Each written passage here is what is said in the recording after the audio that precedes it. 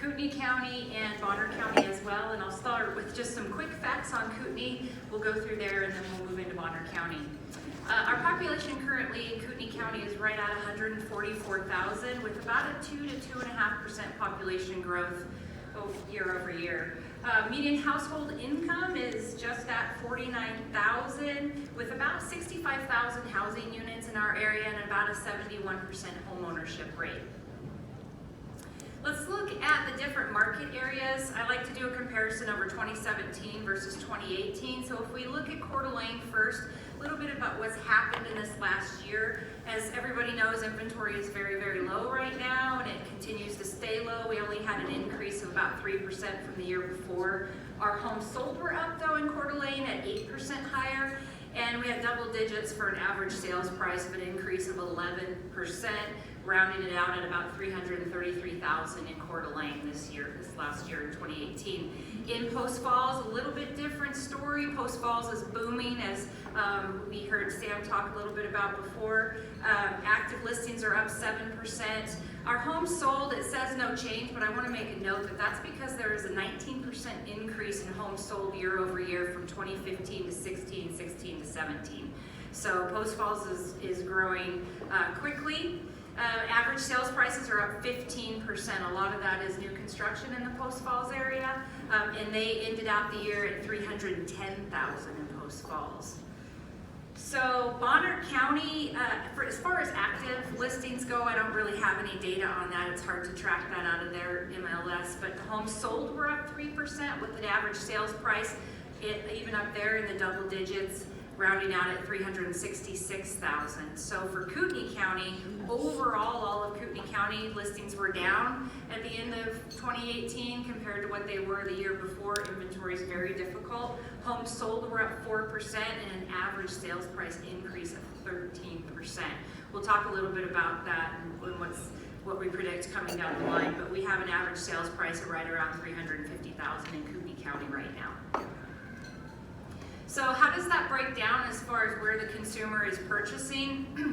Of course, the 0 to 199, and we're still in Kootenai County, I'll go to Bonner in a minute, but in Kootenai County, under the 200,000, which is almost impossible to find now, that's only 8% of our market, and then we jump up to about a quarter of our market between the 2 and 250, the 250 to 300, and then as well the 3 to 399. So as you can see from this, between 200 and 400 is about 3/4 of our market. Those numbers go down, of course, as pricing goes up from 4 to 5, it's only 8%, and then a 7%. The number is very small, it's only about a 2% of our market over the 700,000. So average sales prices, where did we end up at the end of last year? So I broke it into market segments. So we have residential on less than 2 acres there, so that's really single family homes. In Kootenai County, the average sales price is about $305,000. So, which is an increase of 12%, double digits again. Residential on acreage, so this is anything over 2 acres in Kootenai County, had an increase of a 10% value from the same time last year. And then our waterfront was up 14%. And I want to make just a quick note about that.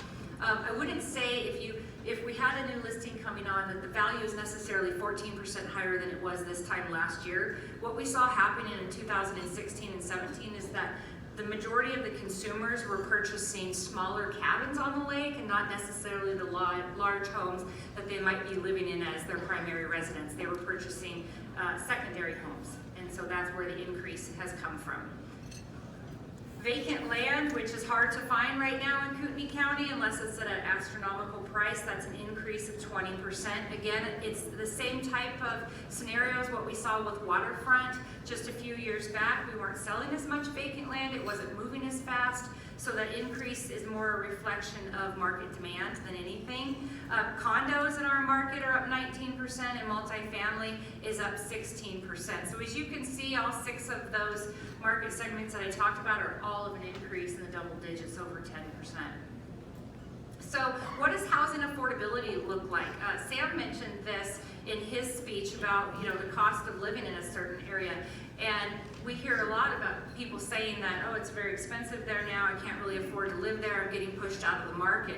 So in 2010, we had a median sales price in Kootenai County of about $163,000. The income back then, median income was $46,000. If they had, the average mortgage then would cost about $1,200. Now interest rates were a little bit higher than they are right now, or we're in 2018, but that still equated for about 31% of their annual income. When we look at it today, at the end of 2008, we jumped all the way up to $280,000 for a median sales price, with the income going up to $53,000. But again, the mortgage is only $1,400. It's only $200 more. And what's that driven by?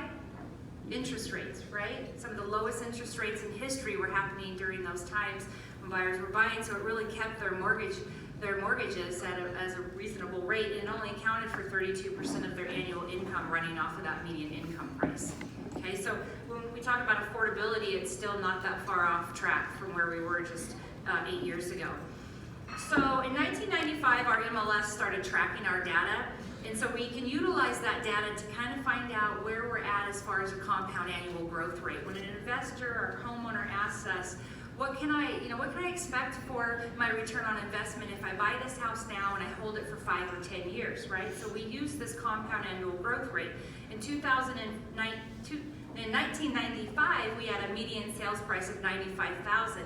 And then, as a lot of us in this room remember what was happening, everything that goes up to $213,000 must go down, right? So those of us that bought in that time frame, which was myself included, that was pretty rough.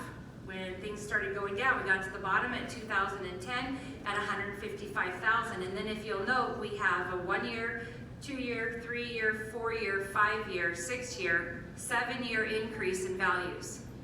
What's coming? A slowdown, right? Maybe an 8th year. Good. We probably will have an 8th year, and then we will see a bit of a slowdown in that. So at 287,000, so that gives us a compound annual growth rate of 4.72. So if somebody says, well, what can I expect my return on investment to be? Well, if we took out all the variables, ups and downs, and we just looked at the trend line, you can expect 4.72% return on your investment each year. Let's talk about new construction, okay? Because that's a very important part of what's happening in our communities, is that there's just not enough to supply the demand that we have.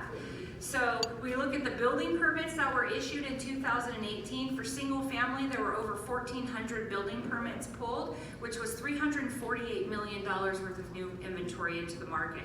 Remodel and other structures, what we find now is a lot of our consumers are staying in their homes longer because they don't want to sell that property when they have a 3.5%, 4% interest rate. They're just going to remodel, right? We're just going to fix it up and we're going to stay. Why would I give away that low interest rate? So that's $31 million in the market, and then commercial at $141. So in 2018, you can see there's over $500 million worth of new construction that was put into the Kootenai County area.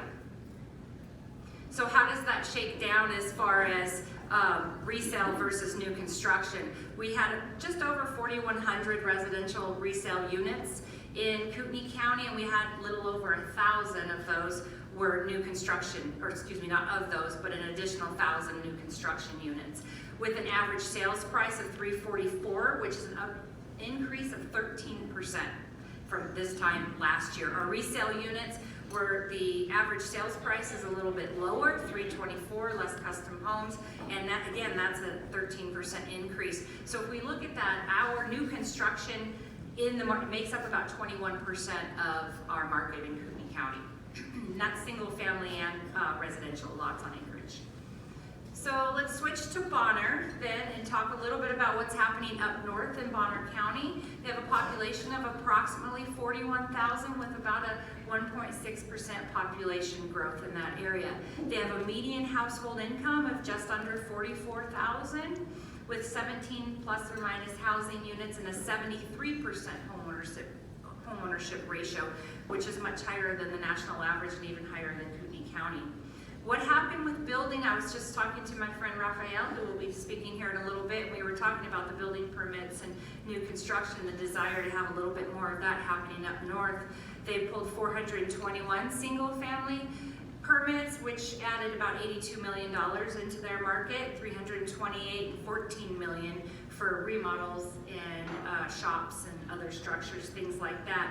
And then about 15 million, so just over 100 million into Bonner County. So for a smaller community, that's still a very realistic number.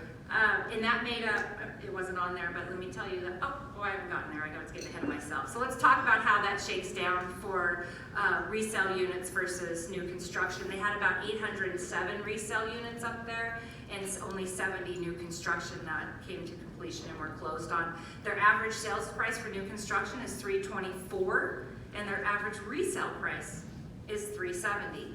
Again, because they're not building as much new construction as I think the demand would require. That only accounts for about 9% of their market.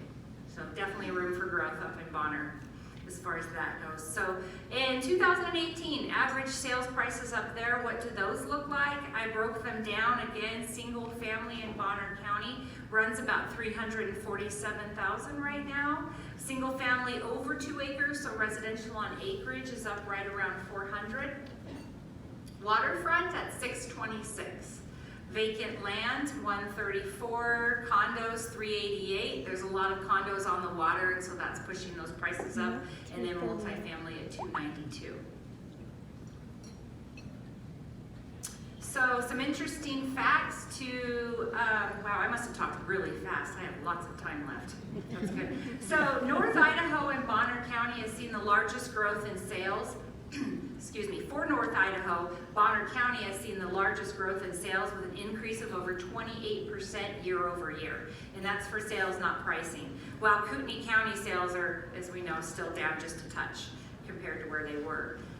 Both Kootenai and Bonner County experienced double-digit price growth year over year versus 2017 versus 2018. But all indicators lead us to believe that although this coming year in 2019, we will see a slowdown in the escalation of value in pricing, and we should see an increase in the volume of sales that we experience. So the transactions that will be closing will increase, but the increase will hopefully slow down. All indicators lead us to believe that we should only have about a 4 to 5% increase in price value this coming year.